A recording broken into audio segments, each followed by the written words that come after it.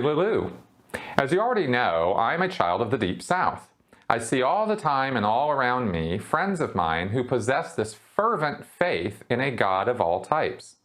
They are good people, far be it from me to dissuade anyone who believes in a God, especially if they believe that it does improve their life. However, I just don't have, and now that I look back on my life, never had a belief that strong. Where do you think that comes from? I wonder because these people seem so spiritually fulfilled and hopeful. Oh man, Gary, this is this is the subject of whole books, you know. I mean, I have a friend who's a PhD candidate, I think. He's well up there along his degrees, and he has devoted his entire study to fervor and fervent belief and the reasons why people have these beliefs. So I'll do my best here, but, you know, realize this is short format. So there are various reasons people fall into or have religious beliefs, and these have to do with being raised with them and accepting them as true. Usually when there's some degree of fervor or fervent belief, then you've had personal experiences along the line that the person has interpreted as being of spiritual importance, or maybe they feel like God talked to them personally, or they had had some vision or an epiphany. There's lots and lots of things that can cause epiphanies or religious experiences. You don't just have to do drugs or alcohol in order to experience something like that. Drugs and alcohol, especially psychotropics, we're learning, actually do things in our brains, do things to our brains that can be created naturally through meditation, for example. I just saw a whole talk on this. So my point being, not that, you know, you go meditate, you're going to see God. My point is that, although you might, actually, because meditation actually creates the same kind of brain phenomena in some people as LSD does. Or psilocybin does. So, you know, so you can have quite interesting experiences and visions and ideas of reality based on, you know, what you're doing and how you're practicing and living your life. So, anyway, I would think that in growing up with a particular belief, you create a confirmation bias that is reality. Just like when I grew up, I believed that the reactive mind was real. I believed we were spiritual entities called thetans. I believed we lived past lives. And everything around me reinforced that belief because all the people we knew were Scientologists. So we all talked that way and talked as though that was how reality was. So you create this groupthink idea, right? And that means that you're creating a reality with all the people in that group that they use to interpret the events and things that happen to them and around them.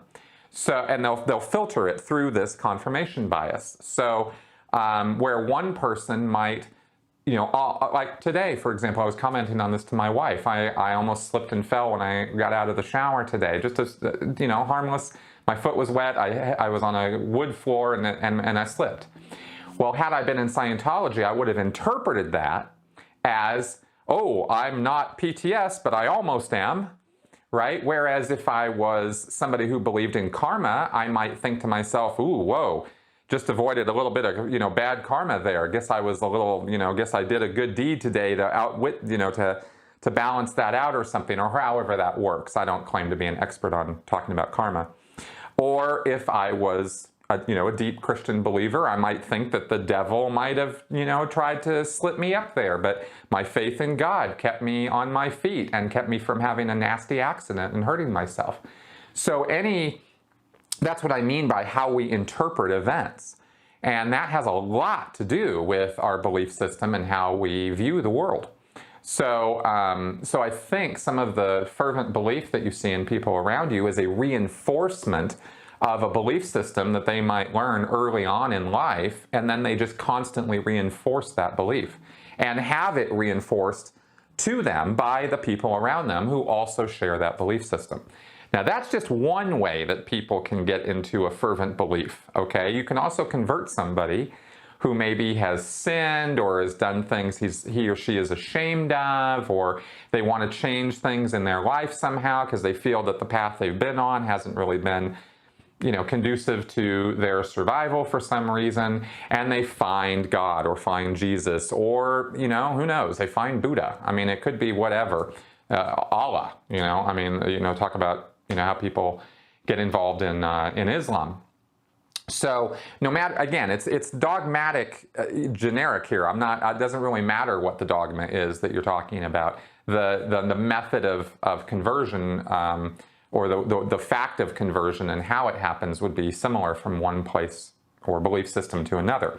So in this case of a midlife conversion, you can get a real fervent belief if the person, again, has some kind of experience with the conversion process that convinces them that something supernatural has happened to them, or something amazing has happened to them, and now they've accepted this new faith, and they will again interpret everything in their life according to the before and after of accepting this belief, right, or accepting this idea as true.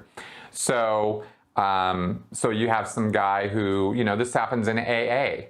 You get people who go into AA programs who are drunks or who are drug addicts or something. Well, obviously alcoholics, sorry. And they accept some sort of, they give themselves over to a higher power. They accept the power of God or Christ in their hearts, and they, literally will time and date everything in their life from before and after they were a sinner to having been saved. And they will attribute all good things that happen to them from that point forward to their salvation or to their epiphany. And they will attribute every bad thing that happens to them to some weakness on their part, or something they did wrong personally, like they themselves did, not the higher power didn't have anything to do with it. And they need to get in good with the higher power again, and through good deeds or whatever the rules or guidelines of the group are. So so that's where, those are a couple examples, just a couple, of where fervent religious beliefs comes from. It can people believe in the supernatural, or they believe in a higher power or God for all kinds of reasons. One, it makes them feel good. So there's all kinds of motivated reasoning going on there. If you watched my podcast this week, which I hope you guys will, not too many folks have, and it's about this thing about motivated reasoning and how and why we believe things, because they feel good, not having nothing to do with the facts. So I talked about that in my podcast this week. That has a big part to do with religious belief. Now, everything I'm saying, just to be clear here, and maybe I should have prefaced this question or my answer this way, but none of what I'm talking about speaks to the validity or the truth or falseness of the belief. It could be true or it could be false, and everything I've said here is still true, still valid, okay? So none of what I'm saying here speaks to whether there is or isn't a God. I always have to put those disclaimers out there, and I usually do it too late, and people get all riled up, and I have to hear about it. But that's fine. If you want to comment at me, go right ahead. I'm not speaking to the validity of the belief. I'm speaking to the fervency of the belief. People believe in a higher power because they are afraid of death. That is a huge, huge, huge issue for human beings. It's almost, I would say it's almost universal. And we have a very hard time conceiving of not being around anymore, of not being, it's hard for us to conceive of our own non-existence. It's nearly impossible. So we always have this sort of inherent idea that we're always going to be around. If you don't have that idea, you are the exception. You are not the rule, okay? And it's totally fine if you have that idea and you accept death and it's no big deal for you and you're ready to go. But realize that you are in a huge, very, very tiny minority of people on this planet. Most people on this planet are absolutely terrified of dying. And they can't even conceive of not being around anymore. So they have a belief system that they put in place to give them some kind of structure and focus for where they feel they're going. And it gives them a great deal of comfort to feel that way. It gives them a tremendous amount of relief to know that when their body dies, it's not the end of them. And that comfort is actually something that, you know, I'm loath to want to take that away from people. It's something I personally struggle with because I don't believe in a higher power. So I do struggle with that idea because it's difficult for me.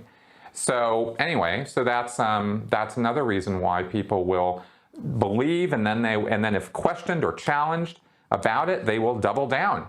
They will go, hey man, you know, because inside, deep in their brain, you know, when you're attacking a religious belief, you're attacking their sense of eternal security. And who wants that attacked? Who wants to have that challenged? No one. Literally nobody. It's, you know, it's already maybe on stilts already because of evidence or contradictory information or arguments they've had or their own uncertainties about the belief system. So you come along and start, you know, trying to chop at the foundations of their belief. Be prepared for a fight because it's coming, you know. So there you go.